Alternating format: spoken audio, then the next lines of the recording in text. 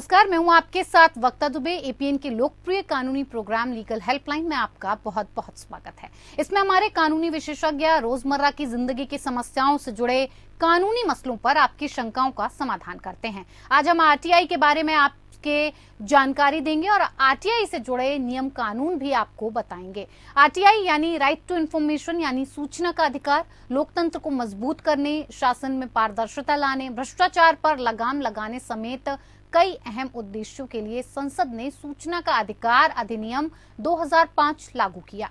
देश के इतिहास में इस कानून ने कई अहम घोटालों को उजागर करने में अहम भूमिका भी निभाई है।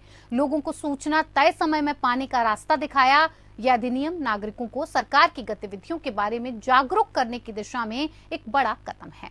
इस अधिनियम के अंतर्गत भारत के किसी भी नागरिक को यह अधिकार है कि वो जाकर किसी भी सरकारी विभाग से सवाल कर सकता है और हर तरह की जानकारी ले सकता है। इस कानून के तहत प्रत्येक सरकारी विभाग में जन लोक सूचना अधिकारी के पद का प्रावधान है। आरटीआई आवेदन इनके पास जमा करना होता है और उसके लिए नागरिक को सरकारी संस्थान जाकर बस एक आवेदन देना होता है और आवेदन देने के बाद उसका जवाब उस संस्थान को 30 दिनों के भीतर देना होता है। इस तरह ये देश में बढ़ रहे भ्रष्टाचार के खिलाफ आम जनता के पास सबसे बड़ा हथियार है, जिसका उपयोग कर वो अपनी हक की मांग कर सकता है। तो ये तो थी आरटीआई से जुड़ी बुनियादी जानकारी। आज आरटीआई के नियमों के बारे में जानकारी देंगे हमारे कानूनी विशेषज्ञ अधिवक्ता नवीन पांडे जी। नवीन पांडे जी, आपका बहुत बहुत स्वागत है कार्यक्रम में। नवीन जी, आपको विषय से जुड़े तमाम कानूनी पहलुओं की जानकारी देंगे। अगर आपका कोई सवाल है तो आप फोन करके राय ले सकते हैं। फोन लाइंस खुल चुकी हैं।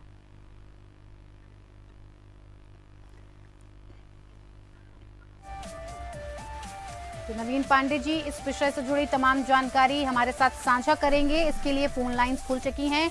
फोन नंबर्स आपको बता देते हैं और एक बार विषय की जानकारी फिर से आपको दे देते हैं। सूचना के अधिकार से जुड़ी कानूनी जानकारी के लिए आप कानूनी सहायता ले सकते हैं। उसके लिए आप इन नंबर्स पर कॉल करके हमें कॉल करके कोई भी राय ले सकते हैं। 0120-6127-937 और 6127-938 ये हमारे नंबर्स हैं। तो आप इन नंबर्स पर कॉल करके कोई भी सूचना के अधिकार से जुड़ी कानूनी जानकारी हमारे साथ जुड़कर ले सकते हैं। तो चलिए कार्यक्रम की शुरुआत करते हैं। और नवीन पांडे जी, सबसे पहले मैं आपसे ये जानना चाहूंगी कि आरटीआई एक्ट क्यों लाया गया? वक्ता जी, जो सूचना का अधिकार अधिनियम है जी, ये तो हम जानते ही हैं कि इस अधिनियम का उपयोग करके हम सरकार से कई तरह की सूचनाएं प्राप्त कर सकते हैं। बिल्कुल। अब इन सूचनाओं को प्राप्त करने की आवश्यकता क्यों पड़ी? तो इसका जवाब कुछ ऐसा है कि सरकार में पहले हम सुनते थे रोज कोई ना कोई घोटाला, कहीं ना कहीं किसी तरह की गड़बड़ी, है ना, या भ्रष्टाचार, अनेकों तरह के मामले सामने आया करते थे जी। सूचना का अधिकार अधिनियम जो है ये एक प्रकार से पारदर्शिता लाता है सरकारी कामकाज में, भ्रष्टाचार को भी रोकता है और इसके तहत चूंकि जानकारी ली जा सकती है और क्योंकि हर विभाग को ये पता है कि किसी प्रकार से अगर कोई गड़बड़ी की जाती है और कल को कोई आकर के सूचना के अधिकार के तहत किसी काम के बारे में जानकारी मांग ले, तो उनके द्वारा की गई हर गड़बड़ी, हर भ्रष्टाचार, सब कुछ पूरे देश के सामने उजागर हो जाएगा, है ना। तो मुख्य रूप से पारदर्शिता लाने और भ्रष्टाचार को कम करने के उद्देश्य से सूचना का अधिकार अधिनियम लाया गया था। इसके पीछे काफी बड़ा योगदान एक मुकदमे का भी रहा है, जो कि राजनारायण बनाम उत्तर प्रदेश राज्य सरकार था। इसकी सुनवाई के दौरान भी हमारे माननीय सुप्रीम कोर्ट ने ये माना था कि जो सूचना का अधिकार है नागरिकों के लिए, ये संवैधानिक अधिकार के दायरे में आता है। तो इस वजह से सुप्रीम कोर्ट ने यह भी कहा कि सूचना का जो अधिकार है वो मौलिक अधिकार है, संवैधानिक अधिकार है और इसके तहत आप आपकी जो अभिव्यक्ति की स्वतंत्रता है ना, उसको भी सुनिश्चित किया जाता है। साथ ही साथ पारदर्शिता तो लाता ही है, और भ्रष्टाचार को भी नियंत्रित करता है कानून। जी नवीन जी, आरटीआई एक्ट किन संस्थाओं पर लागू नहीं होता है, ये भी आपसे जानना चाहेंगे। जी बिल्कुल, ये बहुत ही महत्वपूर्ण सवाल आपने पूछा है, क्योंकि ऐसा नहीं है कि स्वतंत्रता यदि मिला हुआ है हमें अभिव्यक्ति का तो वो अनलिमिटेड है। हर बेनिफिट के पीछे कुछ ना कुछ रेस्ट्रिक्शंस तो होते ही हैं। जी। तो वैसे ही रेस्ट्रिक्शंस इस कानून में भी हैं। अब रेस्ट्रिक्शंस क्या है और कौन कौन सी संस्थाओं को इस कानून से बाहर रखा गया है। जी। तो यदि कोई खुफिया जानकारी है जो कि देश की सुरक्षा से या अंतर्राष्ट्रीय मामलों से जुड़ी हुई है, या जैसे जो नेशनल इन्वेस्टिगेशन एजेंसी हो गया, तो इन सब के जो कामकाज होते हैं या इस प्रकार के जो कि देश की सुरक्षा से संबंधित हो या विदेशी संबंधों के साथ जिन सूचनाओं का संबंध हो, वो सूचना आप सूचना के अधिकार के तहत नहीं मांग सकते, क्योंकि इसमें देश की सुरक्षा को खतरा होता है। जी। इसी प्रकार से यदि जो दूसरे देशों के साथ जुड़े हुए मामले हैं जो कि बड़े ही ट्रस्ट के बेसिस पर विदेशी सरकारें आपके साथ जो सूचनाएं साझा करती हैं, उनको भी आप ऐसे पब्लिकली रिवील नहीं कर सकते। तो इसलिए नागरिकों पर भी यह प्रतिबंध है कि ऐसी कोई सूचना नागरिक नहीं मांग सकता है। हाँ। फिर आपका यदि कोर्ट में कोई याचिका यदि लंबित है, जी, उससे संबंधित नागरिक यदि कोई सूचना लेना चाहता है, जी, तो उस पर भी प्रतिबंध है, क्योंकि जो लंबित मामले होते हैं उसमें आप निश्चित तौर पर तो नहीं बता सकते कि मान लेते हैं क्रिमिनल केस का ही एग्जाम्पल लेते हैं। हाँ। तो जिस व्यक्ति के खिलाफ वो मुकदमा चल रहा है, आप जब तक फैसला नहीं आ जाता तब तक उसको आप दोषी करार नहीं दे सकते। ऐसी परिस्थिति में यदि उसके विषय में जानकारी कोई लेता है और उसका दुष्प्रचार या किसी प्रकार से दुष्प्रयोग करता है, तो वो भी समाज के लिए नुकसानदायक होता है। जी। तो इसलिए लंबित मामले जो होते हैं कोर्ट में, उनके बारे में भी सूचना नहीं ली जा सकती। जी। फिर हमारे जो भारत के मुख्य न्यायाधीश होते हैं, उनके कार्यालय को भी इससे अलग रखा गया है। जी। और जो प्राइवेट कंपनीज होती हैं, प्राइवेट कंपनीज भी राइट टू इंफॉर्मेशन एक्ट के दायरे से बाहर रखी गई हैं। जी नवीन जी, सेंट्रल इंफॉर्मेशन कमीशन को क्यों नियुक्त किया जाता है और क्यों इसे बनाया गया है? साथ ही साथ कमीशन में कौन कौन लोग होते हैं? देखिए, जो सेंट्रल इंफॉर्मेशन कमीशन है जी, ये एक संवैधानिक ऑर्गेनाइजेशन है जिसको सूचना के अधिकार अधिनियम के तहत बनाया गया था। हाँ। इसकी स्थापना सन 2005 में की गई थी, यानी कि इस अधिनियम के पारित होने के तुरंत बाद। जी। मकसद ये था कि जैसे अलग अलग विभाग में जन सूचना अधिकारी होते हैं और उनके समक्ष कोई आवेदन किया जाता है किसी नागरिक द्वारा किसी प्रकार की सूचना प्राप्त करने के लिए, और कई बार ये भी हो सकता है कि मान लेते हैं किसी प्रकार की गड़बड़ी उस विभाग के अंदर चल रही है या किसी प्रकार का करप्शन चल रहा है, तो उस चीज को छुपाने के लिए भी जो जन सूचना अधिकारी होते हैं वो कई बार आवेदन का जवाब नहीं देते। जी। तो ऐसी परिस्थितियों में नागरिक कहाँ जाए, उसको सूचना कहाँ से मिले? हाँ। तो इन परिस्थितियों में जो सेंट्रल इंफॉर्मेशन कमीशन होता है वो नागरिकों की सहायता के लिए उपलब्ध है। नागरिक वहां अपनी आवेदन लगा सकते हैं और उन्हें अवगत करा सकते हैं कि उनकी आवेदन पर कोई कार्रवाई नहीं की जा रही, और सेंट्रल इंफॉर्मेशन कमीशन वहां पर हस्तक्षेप करता है। जी। अब इस कमीशन के गठन की अगर बात करें तो इसमें एक तो आपके मुख्य सूचना आयुक्त होते हैं जी, और इनके साथ में मैक्सिमम लगभग 10 जो है सूचना आयुक्त तो हो सकते हैं इनके साथ में, 10 से ज्यादा नहीं हो सकते। जी। ये कॉम्पोजिशन होता है सेंट्रल इंफॉर्मेशन कमीशन का। नवीन जी, आरटीआई के लिए जब आवेदन डाला जाता है तो कैसे इसको प्रोसेस किया जाता है? साथ ही साथ अगर बात करें आरटीआई आवेदन रद्द होने की, तो जब उसे रद्द किया जाता है तो उसके पीछे के ऐसे क्या कारण हो सकते हैं जिसकी वजह से उसे रद्द कर दिया जाता है? देखिए, जब भी कोई आरटीआई के लिए आवेदन लगाया जाता है तो जन सूचना अधिकारी को एक सीमित समय सीमा के अंदर उस पर जवाब देना होता है जी। और जो सूचना मांगी गई है वो पत्र के द्वारा नागरिक को देना होता है जी।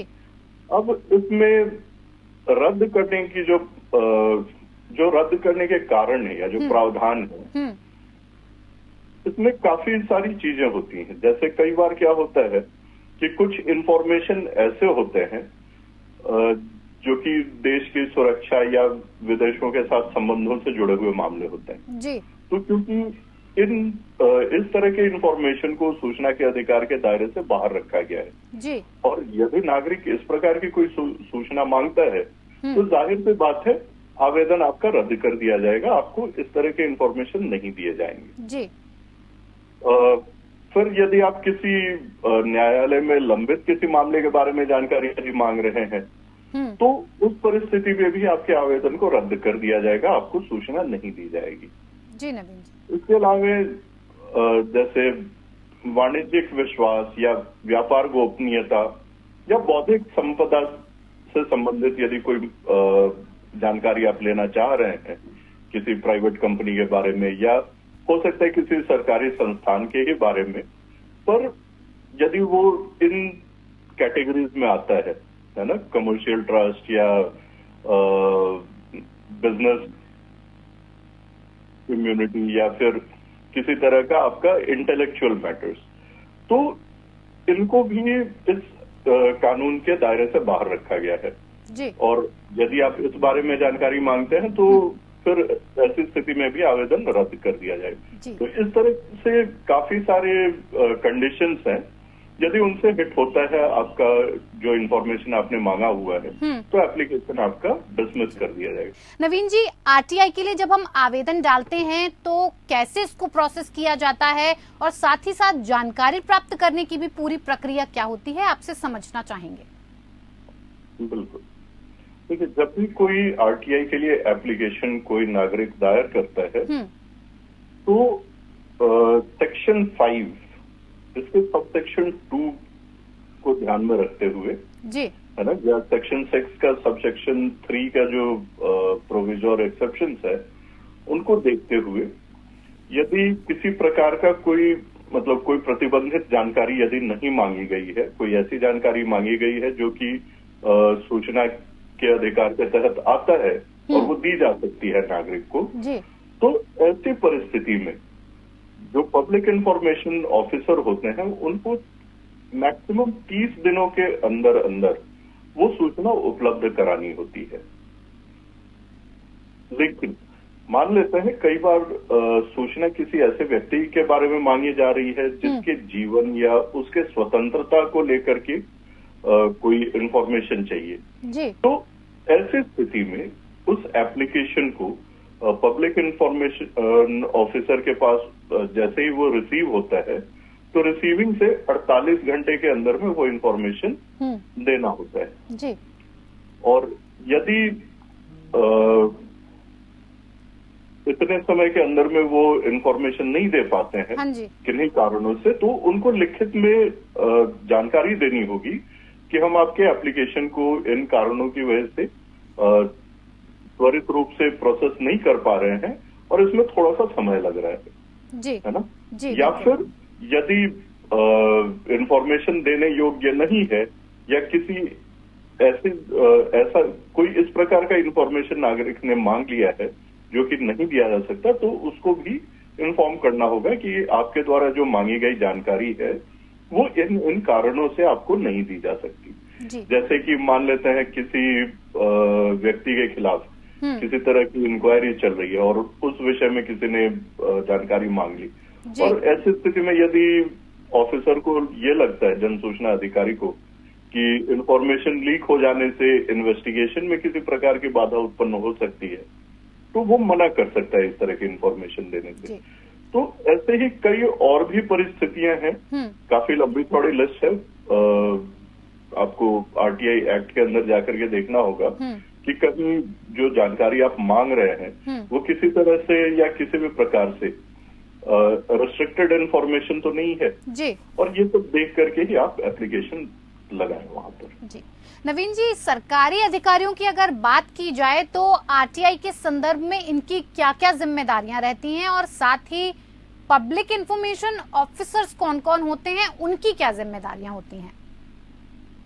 देखिए, पब्लिक इंफॉर्मेशन ऑफिसर हर डिपार्टमेंट में किसी न किसी एक व्यक्ति को पब्लिक इंफॉर्मेशन ऑफिसर डेजिग्नेट किया गया है जी। और इनके ऊपर जो रिस्पॉन्सिबिलिटी होती है वो है कि जो भी इंफॉर्मेशन है उनके विभाग के कामकाज से संबंधित जी, जो कि किसी भी नागरिक को जानने का अधिकार है, हाँ। ऐसे इंफॉर्मेशन को सूचीबद्ध करके रखना, उनको इस प्रकार से रखना कि जब भी कोई नागरिक यदि उस इंफॉर्मेशन को लेना चाह रहा है तो उसको आसानी से कम समय में उपलब्ध कराया जा सके जी।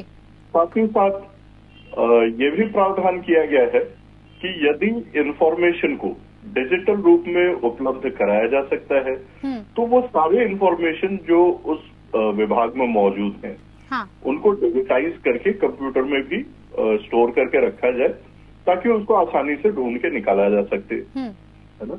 इसके अलावा सूचना का ब्यौरा, है ना, जो कि उपलब्ध कराया जा सकता है ना, उसको भी आपको रेडिली मतलब इस तरीके से आपको पब्लिश करके रखना होता है वेबसाइट के थ्रू या दूसरे अन्य माध्यम से, जिससे कि लोगों को भी आसानी हो कि वो किस प्रकार की सूचनाएं उस विभाग से प्राप्त कर सकते हैं जी, है ना जी। तो इस तरह की जिम्मेदारियां जो है पब्लिक इंफॉर्मेशन ऑफिसर के ऊपर होती हैं कि वो रिकॉर्ड्स को मेंटेन रखें जी, हर समय अप टू डेट रखें जी। जी नवीन जी, बहुत बहुत धन्यवाद तमाम जानकारी हमें देने के लिए और इस विषय पर चर्चा करने के लिए। तो लीगल हेल्पलाइन में मेरे साथ फिलहाल इतना ही, मुझे दीजिए इजाजत, नमस्कार।